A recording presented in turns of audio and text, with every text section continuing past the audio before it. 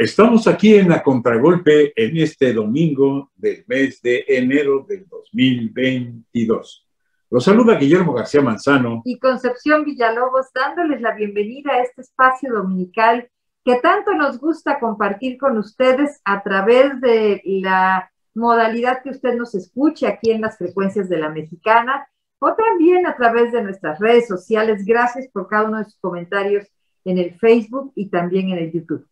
Bueno, pero creo que es importante mencionar que ya estamos con una mayor cobertura de vacunación en el estado. Aquí en Oaxaca lo estamos viendo. Y eso es importante, pero cuidémonos, cuidémonos bastante porque esto no ha pasado. Ni tampoco es una garantía de que al 100% ya al vacunarnos quedamos liberados de cualquier riesgo. No, claro que no, hay que cuidarnos, hay que actuar con mucha responsabilidad, porque también este otro argumento de que el Omicron no llega al pulmón y que nada más se queda aquí arriba y que no nos hospitalizan, también puede ser irresponsable. Hay que cuidarnos y hay que evitar en la mayor medida los contagios y también, por supuesto, ante el primer síntoma de gripa, de cualquier cosa de estas, resguardarnos en casa para no contagiar a otras personas. Fíjate que estaba yo pensando hace un rato que nosotros hemos tenido como política en la Contragolpe Radio de no estar repitiendo programas o ideas, pero ya llevamos prácticamente año y medio de estar repitiendo lo mismo y no nos vamos a cansar de seguirlo repitiendo. Cuidémonos, seamos responsables y no provoquemos que siga la pandemia por tiempo indefinido. Claro, y que así sea, que nos sigamos cuidando. Y qué bonita la actividad que se vivió en Carteles Editores, y celebramos esa reunión con poca gente, con muy cuidados, con todas las medidas de seguridad, pero muy necesaria, porque era necesario ese foro para dar la bienvenida nuevamente a Voces de la Transición, este capítulo editorial de Carteles Editores tan importante y que abre de verdad con una voz de una persona de Oaxaca y con una voz también muy importante. Autorizada sobre todo por la experiencia que tiene. En este caso fue Francisco Ángel Villarreal, quien presentó precisamente Oaxaca, La certeza del mañana, un estudio muy importante sobre nuestra entidad y desde luego con propuestas claras. Aquí vale la pena decir lo siguiente: estamos en procesos ya preelectorales. Este año va a ser año de elecciones para gobernador y para otros cargos públicos más. Pero lo que sí es cierto es que esto que hace Carteles Editores me parece un acierto, porque es como decir, baste a la grilla barata. Es como decir, propongan cosas importantes que no solamente sean promesas demagógicas, sino que estén basadas y fundamentadas. Eso es lo que hizo en este caso esta primera participación con Francisco Felipe Ángel Villarreal, Paco Villarreal, pues para todos, y la realidad creo que es importante que otros aspirantes a cargos públicos pues también hagan sus propuestas y en lugar de descalificarnos, en lugar de golpearnos, etcétera, pues que las propuestas que hagan basadas en estudios muy concienzudos permitan llegar a que ahora sí pensemos que hay un mañana más sólido y más congruente para Oaxaca, para los oaxaqueños. Qué bonito esto que usted dice, que sí tenemos un mañana y tenemos un mañana sólido y congruente. Carteles Editores dejó abierta la convocatoria, no solamente a quienes puedan estar aspirando a un cargo público, a la ciudadanía abierta. Quien quiera participar puede mandar su ensayo. Hay una convocatoria en las páginas de Carteles Editores donde ustedes pueden mandar su ensayo y decir, esta es mi propuesta para Oaxaca en el futuro, como ciudadanía, como por la experiencia profesional, como yo diría como artista, como soñadores, como actores locales, podemos hacer una propuesta y enviarla con toda prontitud. Bien, pero ya tenemos aquí a una gran dama, a nuestra Solecita querida, que nos va a hablar sobre la agenda cultural de esta semana. Adelante, Sol. Gracias, licenciado. Y yo tengo mi libro también porque fui a conocer la propuesta de este amigo querido Paco Villarreal. Aquí tengo mi libro. ¿Qué tal, amigas y amigos de A Contragolpe? Con mucho cariño los saludo este frío domingo de enero del 2022.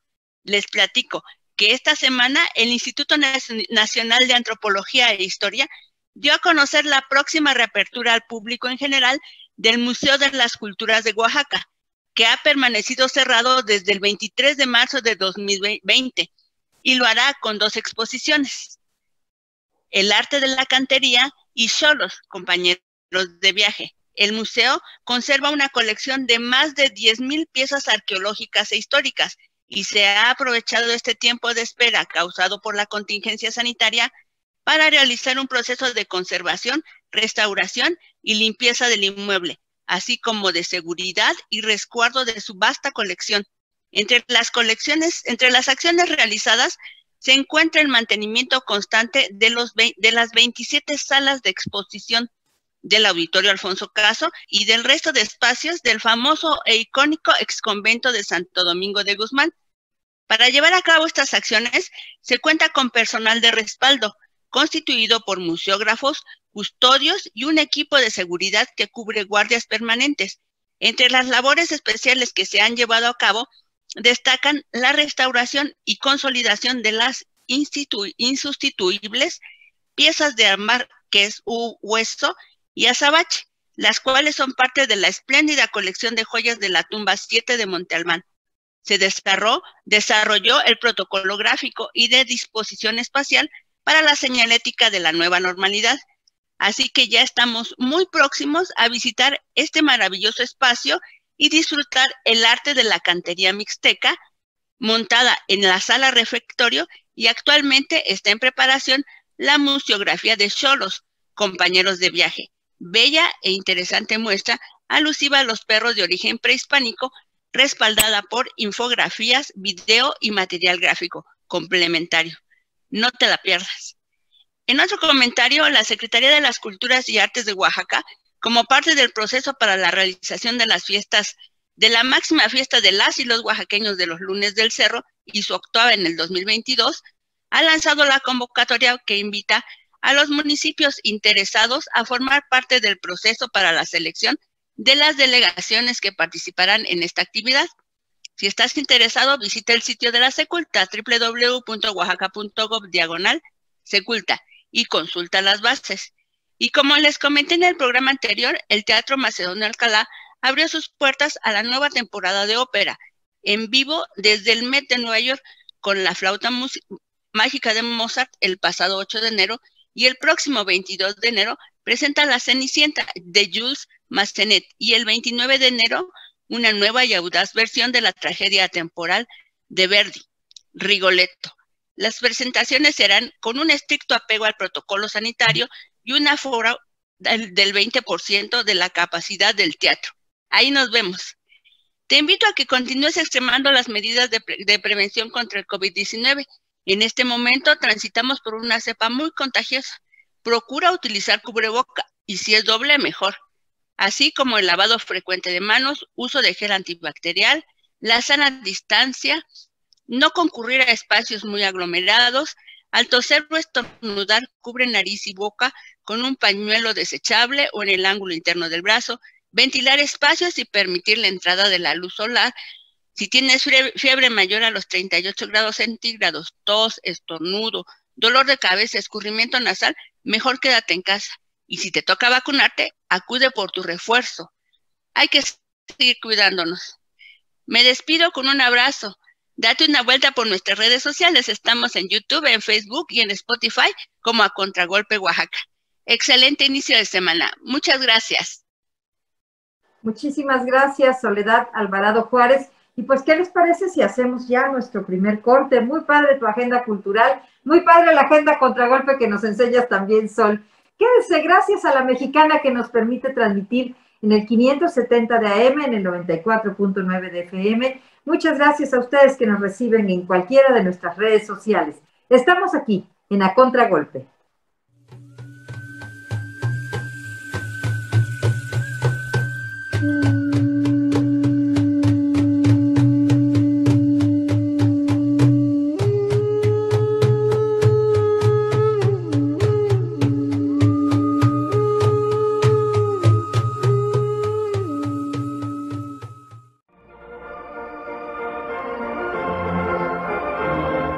espacio cultural. El hallazgo de la tumba 7 de Monte Albán. El 9 de enero de 1932 tuvo lugar en Monte Albán uno de los hallazgos más importantes del siglo, con la localización de la tumba número 7 y su valioso contenido.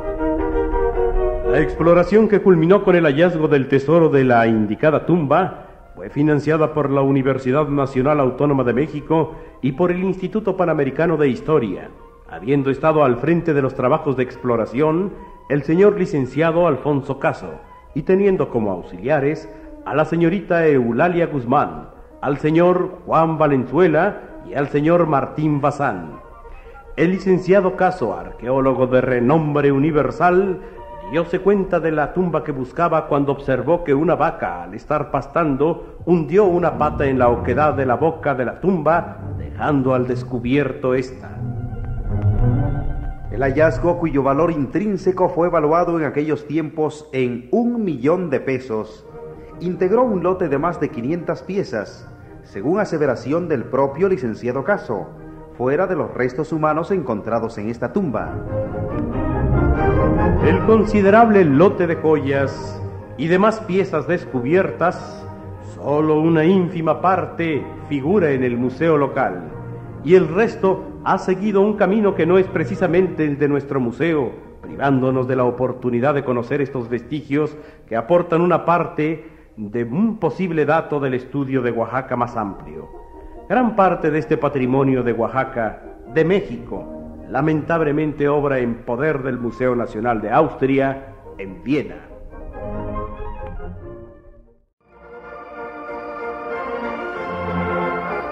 Un espacio cultural.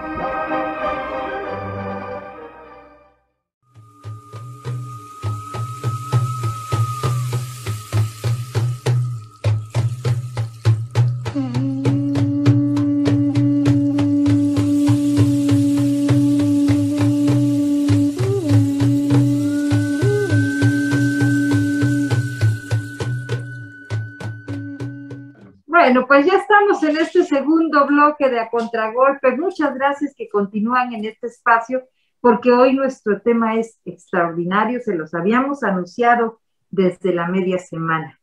En 1932, obviamente que se celebró el 4º centenario de que Oaxaca fuera elevada al rango de ciudad, y fue verdaderamente hermoso, según las crónicas, y pues todo lo que escribió Jorge Fernando Iturribarría, y han escrito muchísimos más autores, donde se presentó el homenaje racial y desde luego que ha sido considerado como un antecedente inmediato a la Guelaguetza de nuestros lunes del cerro. Pero si bien es cierto que es importante esa fecha, que fue el 25 de abril del año de 1932, meses antes, el 9 de enero, fue el descubrimiento de la tumba 7 de Monte Albán. Y precisamente nuestro programa lo vamos a dedicar a ello. Por esto hemos invitado al ingeniero Juan Arturo López Ramos, quien verdaderamente escribe cosas maravillosas al respecto, no solamente de su zona, que es la Mixteca, sino también ha hablado y ha escrito cosas hermosas sobre Monte Albán. Bienvenido, Arturo. Hola, ¿qué tal? Muy buenos días. Encantado de estar con ustedes. Muchas gracias por su amable invitación y saludos a todo su auditorio. Ingeniero, cuando hablamos de esta tumba 7 de Monte Albán, pues primero tendríamos que saber que el 7 es el número que le tocó por el número de tumbas que se habían ya estudiado o que ya se tenían identificadas. Pero ¿qué nos puede contar, ingeniero, de este equipo de estudiosos, de investigadores que ahí en el campo estuvieron siguiendo las huellas y estuvieron encontrando cosas pequeñas o pequeños indicios de que en ese espacio encontrarían algo mayor? ¿Y qué significó este tesoro maravilloso que seguramente usted nos lo puede describir desde su valor técnico, pero también desde ese valor estético que usted sabe interpretar en los testimonios prehispánicos? Bienvenido, ingeniero, qué bueno que nos acompañe. Muchas gracias. Pues efectivamente es un parteaguas en la historia de la arqueología mexicana, el hallazgo de este fascinante y maravilloso tesoro de Monte Albán, que, como usted bien señala, pues correspondió al eminente investigador Alfonso Caso encabezar las exploraciones en Monte Albán. Él había venido ya pocos años antes acompañado de un arqueólogo italiano que estaba sumamente interesado por las novedosas formas de arte que aportaban las antiguas culturas de América al arte mundial.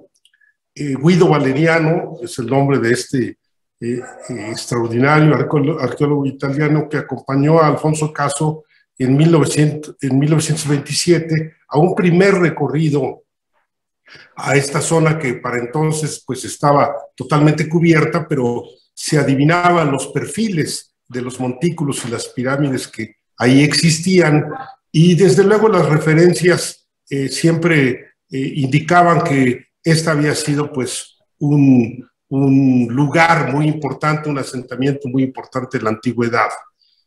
Se hicieron todos los preparativos y pocos años más tarde, a partir de 1930, acompañado de un extraordinario equipo en el que figuraba entre ellos Ignacio Marquina, la propia esposa de don Alfonso Caso, María Lombardo de Caso, y otros arqueólogos, pues empezaron la restauración iniciando por la Plaza Mayor y por la Pirámide Norte. Y el propósito inicial de estas exploraciones era abundar en las estelas de la escritura zapoteca.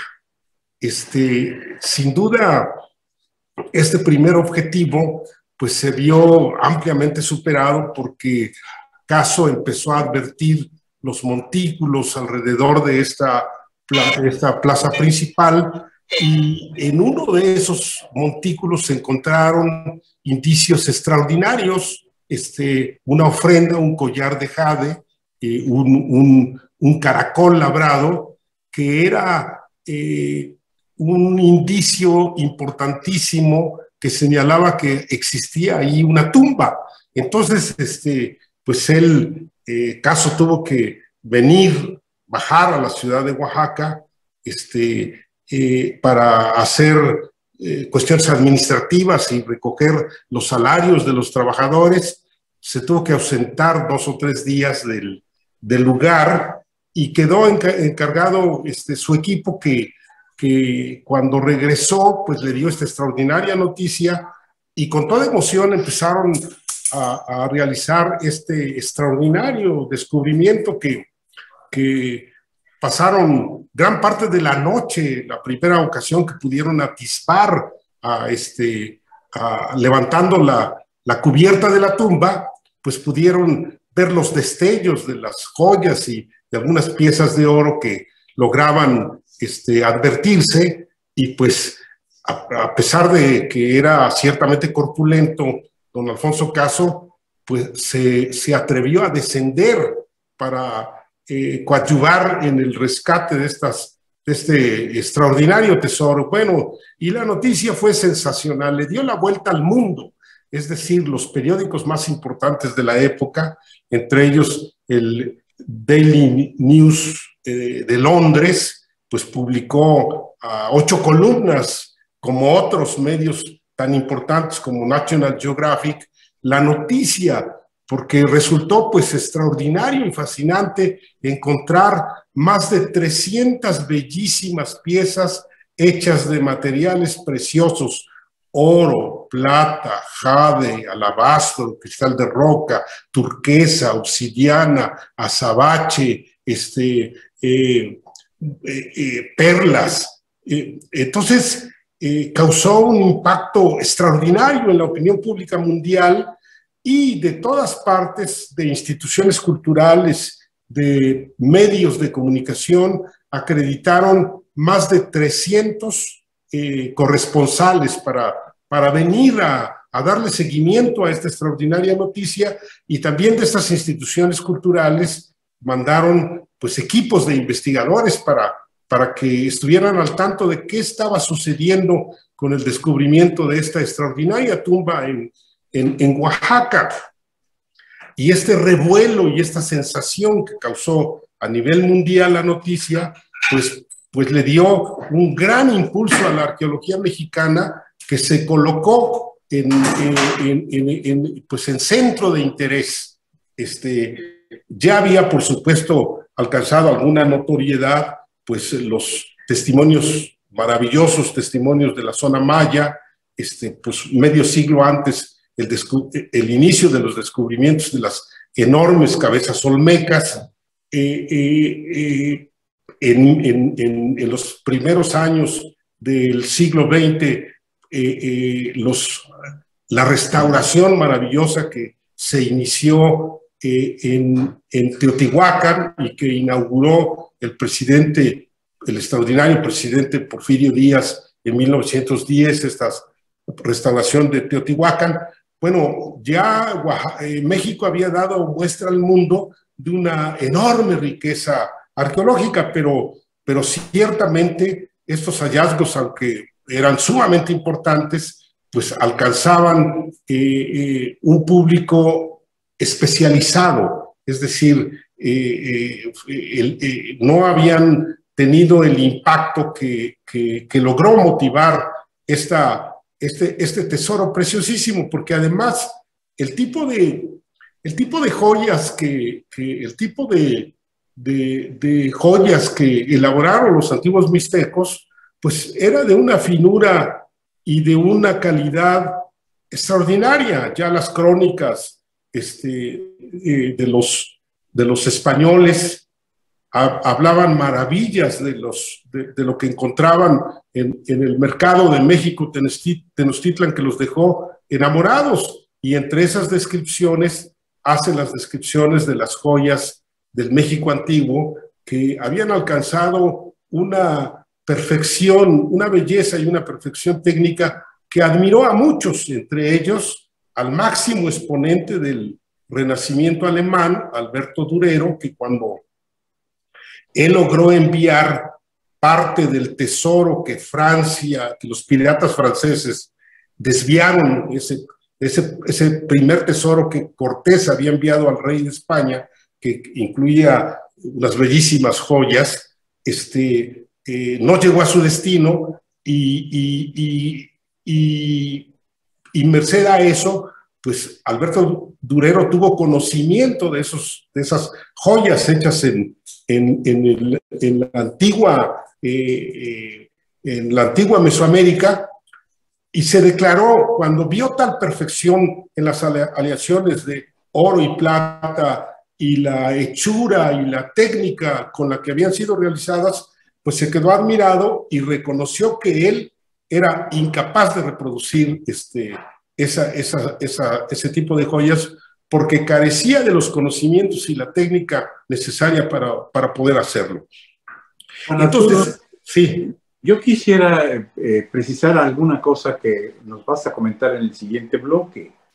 La ofrenda que se dio en esa tumba 7 de Monte Albán pertenece al pues lo que se podría llamar el posclásico tardío entre 1300 y más o menos 1521.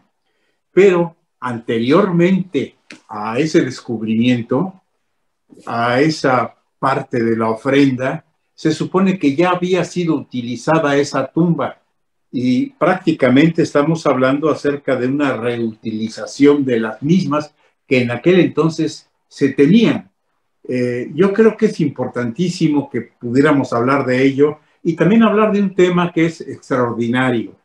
Es decir, Monte Albán, ahorita decimos sobre simplemente la explanada, no es cierto. Monte Albán era mucho más grande, inclusive lo refieren con todos los cerros adjuntos como Atzompa y algunos otros más. Pero bueno, ¿qué les parece si, Conchita, sí, nos vamos a un primer corte? Sí, por supuesto. ¿Qué es en este espacio? Estamos hablando de Monte Albán y de ese maravilloso tesoro de la tumba 7, que por supuesto es un tema que nos importa. Estamos aquí en A Contragolpe.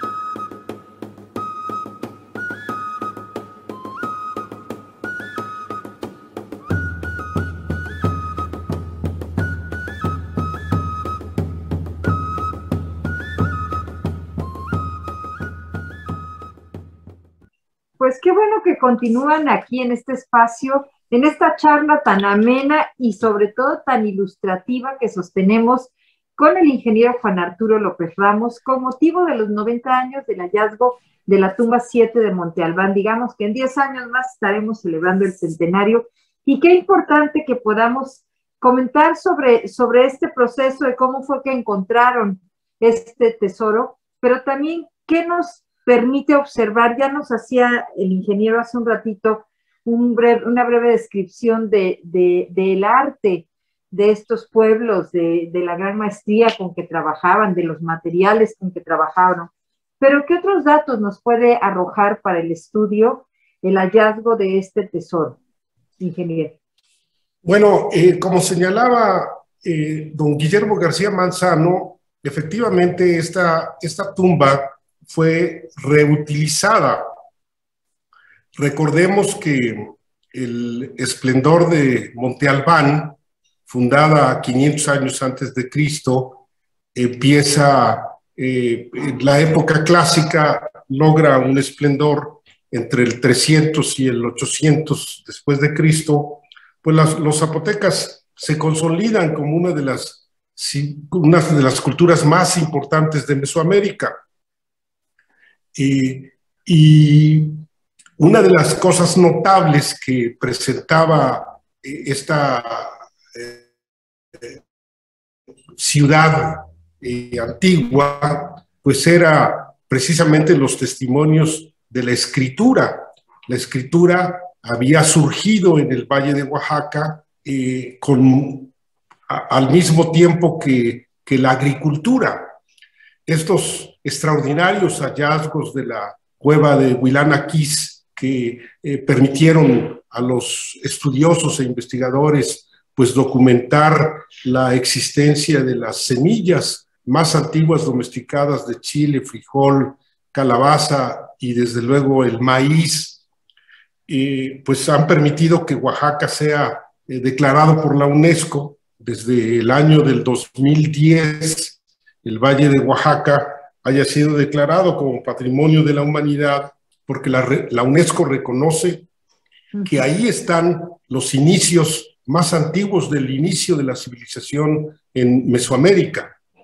Y junto con la agricultura que surge cuando ya los antiguos zapotecas logran la genialidad de producir una mazorca de maíz con el tamaño suficiente para alimentar a una familia durante todo un año, se da esa importantísima transición de nómadas a sedentarios.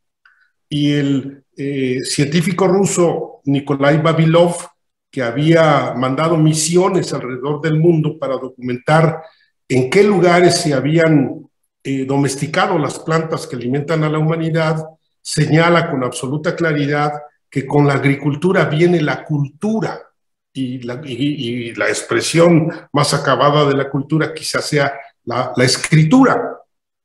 Y esta escritura puede documentarse en el Valle de Oaxaca, principalmente en Monte Albán, que es el sitio arqueológico que más estelas, más testimonios de escritura ha aportado.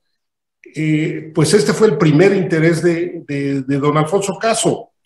Y fue también el parteaguas para conocer una civilización que había permanecido prácticamente ignorada, que era la cultura mixteca.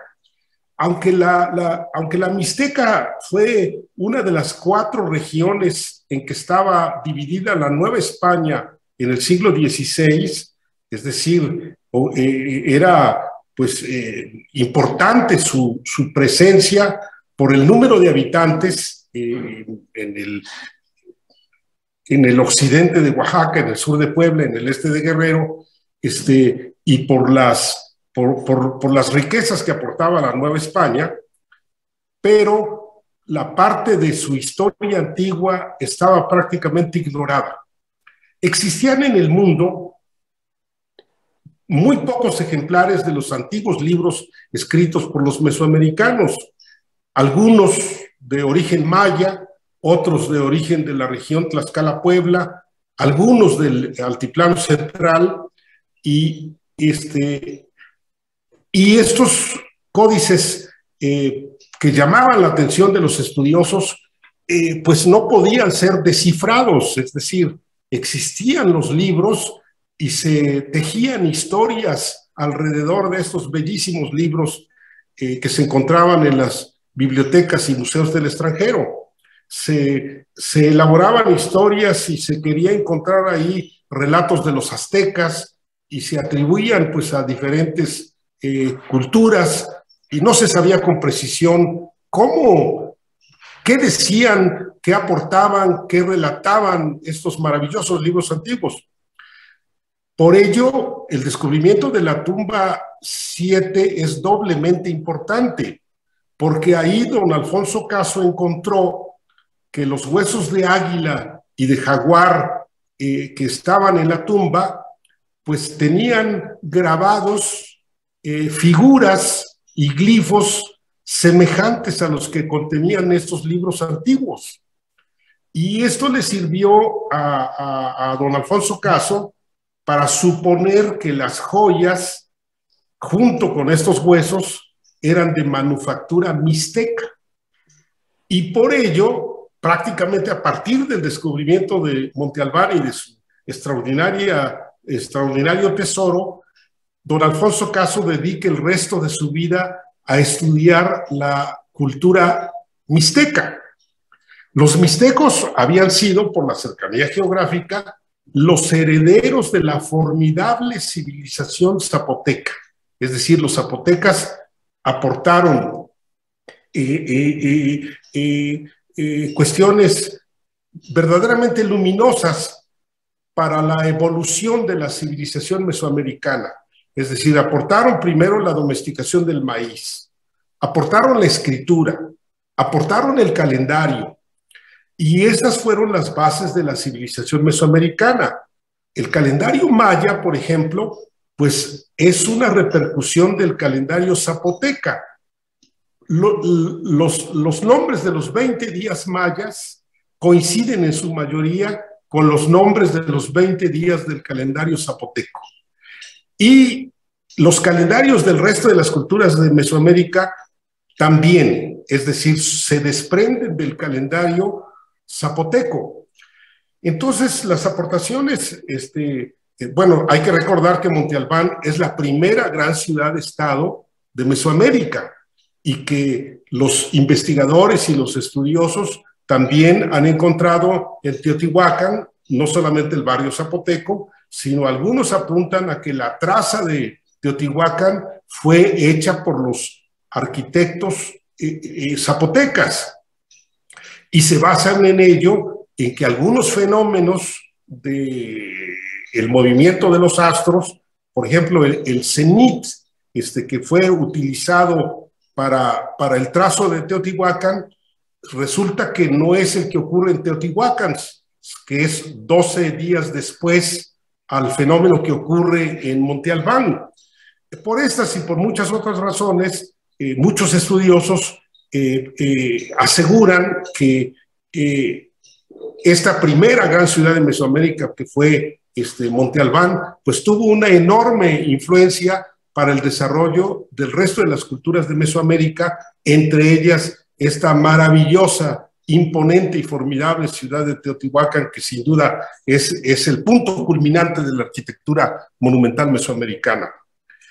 Pero cuando decaen los zapotecas, sus alumnos, por decirlo así, los mixtecos, pues guardan este conjunto de aportaciones culturales zapotecas y las enriquecen con sus particulares aportes.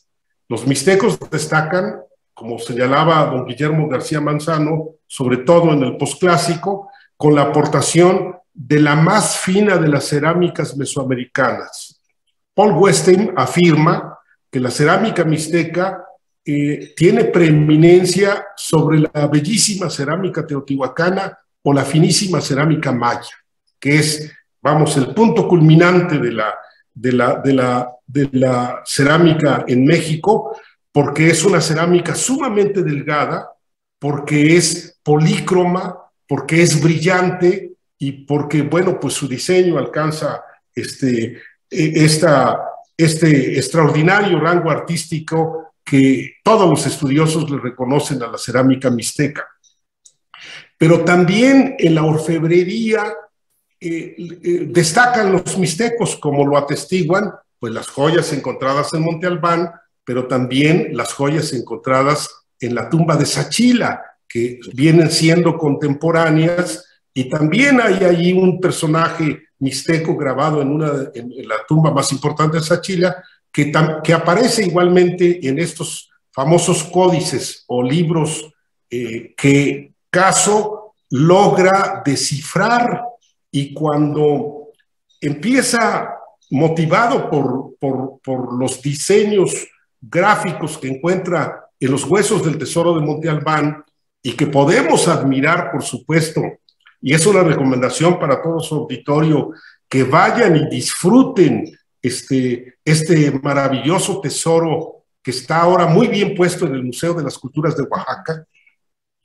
Entonces, estos elementos les sirven acaso para profundizar sus estudios, y resulta que al hacer esta inmersión en el estudio de los códices mixtecos, finalmente Caso logra encontrar un mapa colonial de un pueblo de la Mixteca que se llama Teozoacalco, perdón, está muy cerca de Tilantongo, y en este mapa encuentra lo que viene siendo la piedra Roseta para descifrar los códices mexicanos.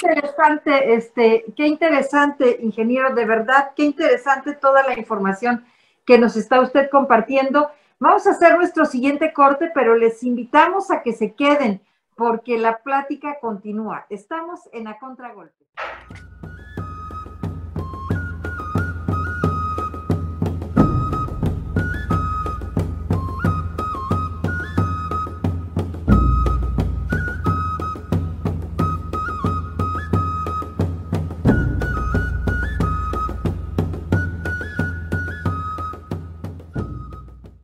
Ya estamos aquí en A Contragolpe nuevamente. Y bueno, yo no quisiera interrumpir lo que tan objetivamente nos está diciendo el ingeniero Juan Arturo López Ramos. Así es que la palabra es tuya, Juan Arturo. Muchas gracias. Le relataba que es doblemente importante este hallazgo de Monte Albán, porque permite que otra de las formidables civilizaciones oaxaqueñas salga a la luz, y en este caso sale a flote la cultura mixteca.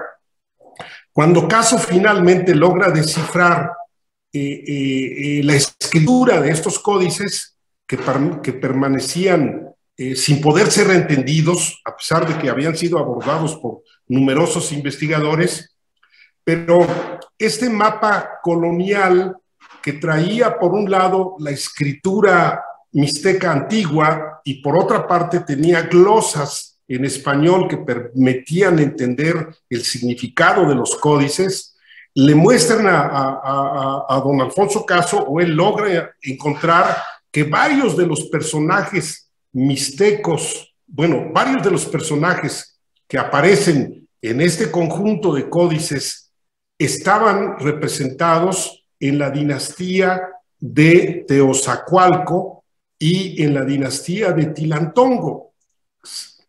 Y entonces él compara estos códices, y a partir de ello empieza a cobrar sentido las historias que contaban este conjunto de 6 códices que ahora sabemos con absoluta precisión que son códices mixtecos, que tienen una enorme importancia porque este conjunto de códices son prácticamente la mitad de los códices que se conservan de México en el mundo. Recuerde la destrucción que hizo Torquemada y el padre Landa y la persecución que sufrieron los documentos antiguos. Relatan que el fuego en la Ciudad de México duró más de una semana quemando los libros de los antiguos mexicanos. Bueno, de esa enorme cantidad de libros solamente han sobrevivido en el mundo 12 códices y la mitad son mixtecos. Además, de que están muy bellamente realizados, escritos en piel de venado con una imprimatura blanca y doblados en forma de acordeón. Caso que, repito, dedicó el resto de su vida hasta su muerte estudiando los códices mixtecos, pues logra, encuentra ahí y escribe la biografía de más de 3,000 señores y señoras de la Mixteca, porque los códices tienen una característica: relatan con precisión el nombre del lugar donde ocurren los acontecimientos, consignan la fecha en la que sucede y además indican en qué lugar ocurrieron. Es decir, es posible reconstruir la historia a partir de los datos que aportan estos códices mixtecos. Y en conjunto, varios de ellos, en sus partes, se refieren al más famoso personaje de la historiografía mixteca, que es el gran gobernante y militar Ocho Venado Garra de Jaguar, que tuvo pues una participación interesantísima en la evolución de la historia de México, en la historia antigua de México. Entonces Caso le da prácticamente vida a esta cultura mixteca que había permanecido desconocida hasta entonces. Y desde luego con eso cobra pues mayor relevancia Oaxaca, con la aportación de esta cultura madre de los zapotecas y con ahora la ratificación de que estos códices que habían sido intentados ser descifrados por muchos investigadores, finalmente se había encontrado que pertenecían a la cultura mixteca. Por ello, la aportación de Caso es absolutamente esencial para entender la historia antigua de Oaxaca. Y muy importante, también, ingeniero, decíamos, ¿qué es lo que nos ofrece para interpretar esta tumba 7? También estas investigaciones que se hicieron en torno a quiénes estaban ahí enterrados, ¿no? Y quiénes eran los personajes. Obviamente se trataban de personas de muy, muy alto nivel, pero la mujer que se encuentra ahí con todo y sus malacates y sus instrumentos de trabajo, los infantes, los niños que se encuentran ahí, también pueden hablarnos, no sé, usted es el que sabe, ingeniero, pues de la organización familiar y social de esa época. Bueno, sin duda está desde luego documentado en todos los estudios y las investigaciones arqueológicas y estudios etnológicos que se han realizado en las diferentes ciudades antiguas de Mesoamérica, que había un intercambio, es decir, había pues una estrecha comunicación entre las diferentes culturas, no solamente mesoamericanas, sino con el resto del continente. Solamente para citar un ejemplo, hay que tomar en cuenta que en Oaxaca, pues el puerto de Huatulco fue el puerto más importante para el comercio de las mercancías de Mesoamérica con las de Sudamérica y al mismo tiempo el intercambio cultural. Es decir, de aquí fluyó hacia allá, por ejemplo, la cultura de la milpa. En la región sudamericana está documentado que en la antigüedad se sembraban en laderas niveladas más de 5 millones de hectáreas de milpa. El propio escritor Mario Vargas Llosa, que no se precia de ser indigenista, reconoce que este gran imperio inca, que es uno de los más grandes imperios que ha conocido la humanidad, había alcanzado la autosuficiencia alimentaria merced a que sembraban la milpa, que es un invento mesoamericano que combina pues la siembra del maíz con el frijol, que fija el nitrógeno y que aporta nutrientes muy importantes para la alimentación humana, y el chile y la calabaza. Y de Sudamérica a México fluyeron, entre otras cosas, pues el cultivo de la papa, pero también el conocimiento de los metales. Esas técnicas que utilizaron los mixtecos, sin duda vienen de Sudamérica. La técnica de la cera perdida, la técnica del laminado, que permitieron esta elaboración de las preciosísimas joyas mixtecas y mesoamericanas, es una aportación sudamericana. Y esto se logró a través del intercambio que ofrecía Huatulco. Fue a tal grado importante Huatulco que incluso en los primeros años de la colonia se fue reconocido oficialmente por las autoridades de la Nueva España como el puerto más importante del Pacífico de 1535 a 1578. El propio Antonio de Velasco, cuando deja de ser virrey de la Nueva España y es nombrado virrey en Perú, se viaja a Huatulco para embarcarse a Huatulco y desembarcar en Lima. Entonces, el intercambio existía, y existía más que el sometimiento a partir de las guerras de conquista y de la imposición militar, se conseguía más bien a través de las alianzas. Como señala don Guillermo, efectivamente está documentado por los propios códices antiguos y por las fuentes coloniales, este matrimonio de no uno, sino 2 o 3 matrimonios que se dieron entre la nobleza zapoteca y la nobleza mixteca. Y lo mismo siguió ocurriendo en fechas posteriores. Hay muchos documentos que hablan de los casamientos de nobles mixtecos con la nobleza del altiplano central, con la nobleza de los pueblos del Valle de México. Hasta incluso muy cercano a la llegada de los españoles, pues está el casamiento de la nobleza de la familia de Moctezuma con Cosijopí y con la familia de Cosijopí y Cosijoesa, que hay ese enlace matrimonial que permite pues las alianzas que requerían las circunstancias políticas del momento. Entonces, sí había una fluida comunicación y, por supuesto, este tipo de enlaces entre los antiguos pueblos de Mesoamérica. Hay algo que sería muy importante comentar también.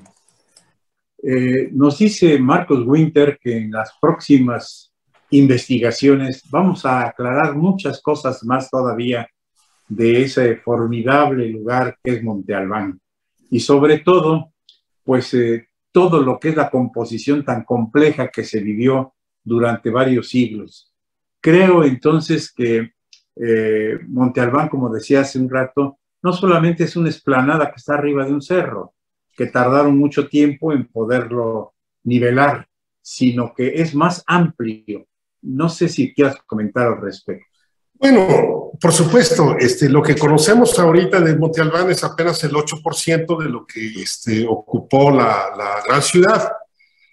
Pero además de la importancia que hemos señalado que tuvo este descubrimiento del tesoro y la restauración de Monte Albán, sus repercusiones alcanzan el presente. Es decir, Monte Albán sigue siendo un punto de asombro para el resto del mundo y también un punto de inspiración para el resto para artistas de todo, de los más lejanos confines del mundo.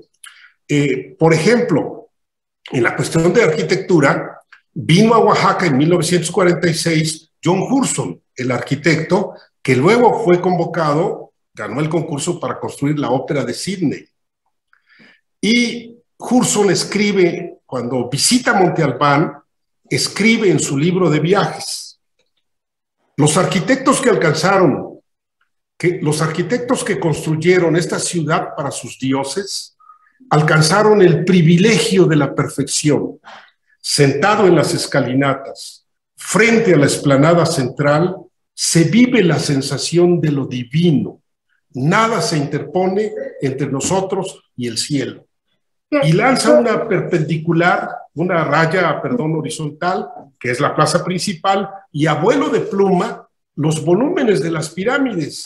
Y este boceto le sirve años después para inspirarse en la construcción de esta ópera de Sydney, que es ahora reconocida como Patrimonio Cultural de la Humanidad y uno de los edificios representativos de la arquitectura del siglo XX.